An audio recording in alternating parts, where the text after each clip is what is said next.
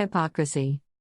One of the early wars fought by Muslims is al-Azab, which has several distinctive features, but it became famous due to a new war strategy of Trench al-Khandak, which was the brainchild of Salman Farsi, R.A. Salman Farsi, a Persian by descent, freed himself from an artificially imposed slavery of a Jew and devoted his life to Islam. He observed this strategy being practiced by Persians. When he broached this idea to the Prophet, PBUH, he accepted it since it would protect Muslims from out of Medina massive attack. The trench dug at the entrance to Medina at the time of Al-Ahab War was about 3.5 miles long, about 6 feet deep and 6 feet wide, and completed in just 6 days. Prophet Muhammad, PBUH, practically participated in digging this trench. This war was fought in lashing winter and financially straitened conditions.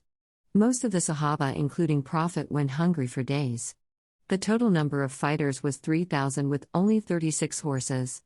Opposing army was a coalition of several Jewish, Meccan, Quraysh, tribes, some of which are Aslam, Ashia, Banu Murrah, Banu Kanana, Fazara and Gittin, consisting of 12,000 to 15,000 well-equipped men, more than 300 horses and 1,000 camels.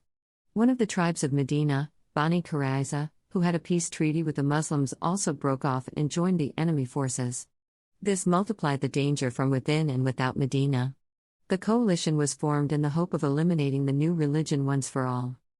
In the course of digging the trench, a huge glossy rock impeded the process and the matter was referred to Prophet. Prophet came to the site and took the matter in his own hands and struck the rock, reciting a short verse of Quran, Surah Al-An'am 6, v 115, meaning, "And the word of your Lord is perfect in truth and justice, none is there to change his words." Prophet struck the rock 3 times and each time 1/3 of it broke off. Some of the Sahaba, companions, R.A., observed a gleaming light emerging from it at all 3 occasions. Upon inquiring, Prophet explained that in the first light I was shown the cities of Yemen and those of Cyrus, and in the second I was shown the red palaces of Byzantine. Thereupon Archangel Jibril, R.A., gave me the good news that your ummah, nation/community, will conquer them. Hearing this, Muslims felt at peace and assured of their successes in the times to come. Muslims may recite this surah while undertaking some difficult task. Upon hearing this prediction, hypocrites, who were with Muslims just to keep their cover and half-heartedly involved in digging the trench, started taunting Muslims by asking, "Do you really believe what Prophet has said? Look at you all. Who are digging this trench so overwhelmed that can't even take care of personal needs. Do you really believe you will be the conqueror of the kingdoms of Byzantine and Persia as promised?" This is what is expressed in Surah Al-Ahzab 33v12, and those having malady in their hearts were saying, "Allah and His Prophet did not promise us but deceitfully." The time was so critical for Muslims that the whole faith was at stake. Strenuous and strained circumstances, fear of enemy massive attack from within and without. On top of it, all hypocrites were trying to plant the doubts in their minds. Had it worked? Would have been immensely devastating and most probably changed the course of Muslim history. By the grace of Allah, however, it was braved by righteous Muslims with absolute belief in Allah and His Prophet.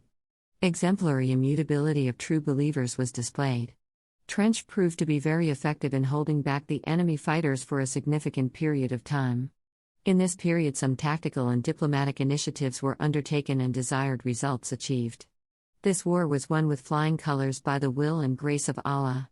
Eventually, the prediction also came true, and Sahaba, R.A., witnessed the conquest of Byzantine and Persia firsthand. The hypocrisy of the hypocrites stood exposed. https://shakir2.wordpress.com/2015/04/29/hypocrisy/